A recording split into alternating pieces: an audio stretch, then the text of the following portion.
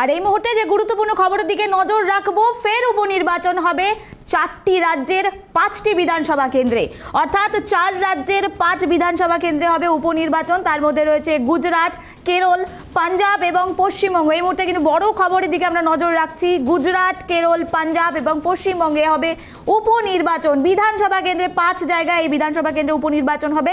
তার মধ্যে পশ্চিমবঙ্গে 19শে জুন কালীঘাট বিধানসভায় উপনির্বাচন হবে, যার ফলাফল 23শে জুন ঘোষণা করা হবে বলে এমনটাই জানিয়েছে নির্বাচন কমিশন অফ ইন্ডিয়া। যে বিষয়ে কিন্তু আমরা নজর রাখছি, 23শে জুন হবে উপনির্বাচনের ফলাফল। এই মুহূর্তে আমাদের সঙ্গে সরাসরি টেলিফোন লাইনে যুক্ত হয়েছে প্রতিনিধি অব্রদীপ। তার থেকে জানতে চাইবো, অব্রদীপ, এই যে 4 রাজ্যে উপনির্বাচন হবে, তার মধ্যে পশ্চিমবঙ্গেও হচ্ছে উপনির্বাচন, 19 তারিখে হবে, এই বিষয়ে আর কি আপডেট রয়েছে এই মুহূর্তে তুলে ধরো অব্রদীপ। একদমই দেখো, পশ্চিমবঙ্গ সহ 4 রাজ্যের 5টি বিধানসভা কেন্দ্রে উপনির্বাচন আগামী মাসেই দিন ঘোষণা করলো জাতীয় নির্বাচন কমিশন। পশ্চিমবঙ্গে উপনির্বাচন হবে নদিয়ার কালীগঞ্জ বিধানসভা কেন্দ্রে। গত ফেব্রুয়ারি মাসে সেখানকার তৃণমূল বিধায়ক নাসির উদ্দিন আহমেদ প্রয়াত হন। এছাড়াও উপনির্বাচন রয়েছে গুজরাটের 2টি কেন্দ্রে, কেরল এবং পাঞ্জাবের 1টি করে কেন্দ্রে। কোথাও নির্বাচিত বিধায়কের মৃত্যু, কোথাও পদত্যাগের কারণেই এই আসনগুলি খালি হয়েছে। কালীগঞ্জ ছাড়াও গুজরাটের কাদি, বিশাবর, পাঞ্জাবের লুধিয়ান পশ্চিম এবং কেরলের নীলাম্বর কেন্দ্রে উপনির্বাচন হবে আগামী 19শে জুন বৃহস্পতিবার। ভোট গণনা হবে 23শে জুন সোমবার। রবিবার এই 5 উপনির্বাচন কেন্দ্রের উপনির্বাচনের বিজ্ঞপ্তি প্রকাশ করে জানালো নির্বাচন কমিশন। 2021 সালে বিধানসভা নির্বাচনে কালীগঞ্জ থেকে তৃণমূলের টিকিটে জিতেছিলেন নাসির উদ্দিন। ঘনিষ্ঠ মহলে তিনি লাল নামে পরিচিত ছিলেন।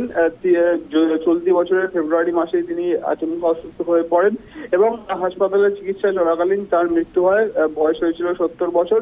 তার মৃত্যুর পর 3 মাস বিধায়কহীন ছিল কালীগঞ্জ। এবার সেখানকার উপনির্বাচনের দিন ঘোষণা করলো জাতীয় নির্বাচন কমিশন। তার পাশাপাশি তোমাকে জানিয়ে রাখবো যে এই নির্বাচনের গ্যাজেট নোটিফিকেশন হতে চলেছে আগামীকাল 26শে মে এবং তার পাশাপাশি নমিনেশনের দিন শুরু হতে চলেছে আগামী 2রা জুন থেকে এবং তার পাশাপাশি 5ই জুন যারা যে ক্যান্ডিডেটরা নমিনেশন উইথড্রল করতে চাইবেন সেই দিন ধার্য করা হয়েছে। এবং সব থেকে গুরুত্বপূর্ণ, আগামী 19শে জুন উপনির্বাচন হতে চলেছে এই 4 রাজ্যের 5 বিধানসভা কেন্দ্রে। তার মধ্যে পশ্চিমবঙ্গের নদিয়ার কালীগঞ্জে উপনির্বাচন হতে চলেছে। ভোট গণনা এবং ফলাফল ঘোষণা হবে আগামী 23শে জুন। অব্রদীপ, আরেকটি বিষয় জানতে চাইবো, কালীগঞ্জ থেকে কারা দাঁড়াচ্ছেন প্রার্থী হিসেবে, সেই বিষয়ে কি কোনো আপডেট এই মুহূর্তে রয়েছে অব্রদীপ?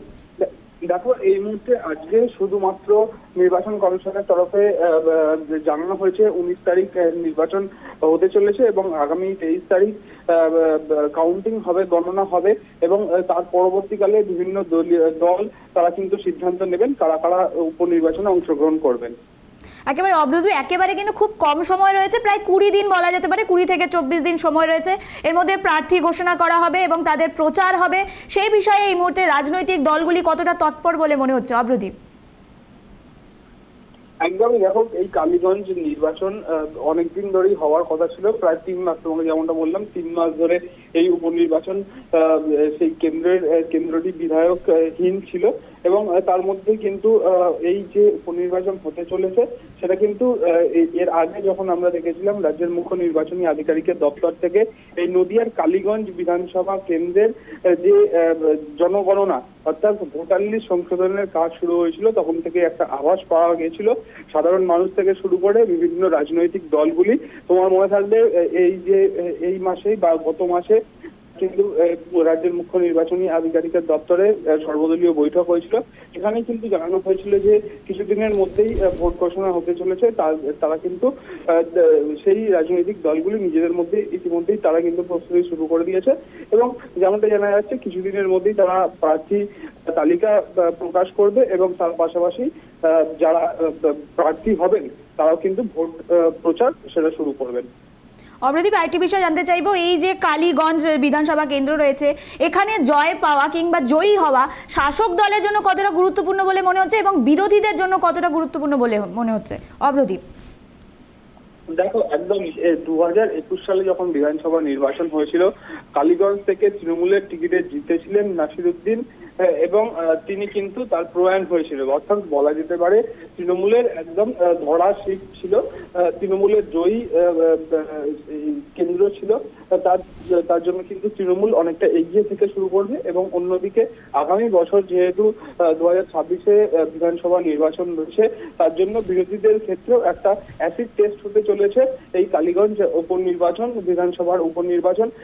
কারণ বিধানসভা উপনির্বাচনের আগে এটাই একটা ভোট রয়েছে, যাতে বিরোধী রাজনৈতিক দলগুলি তারাও দেখে নিতে চাইবে তাদের পক্ষে কতটা ভোট যাচ্ছে বা শাসক দলের পক্ষে কতটা ভোট যাচ্ছে। একেবারে অমরদীপ, ধন্যবাদ আমাদের সঙ্গে যুক্ত থাকার জন্য। যে বিষয়ে নজর রাখছিলাম, 4 রাজ্যের 5 বিধানসভা কেন্দ্রে কিন্তু উপনির্বাচন হবে, তার মধ্যে রয়েছে গুজরাট, কেরল, পাঞ্জাব এবং পশ্চিমবঙ্গ।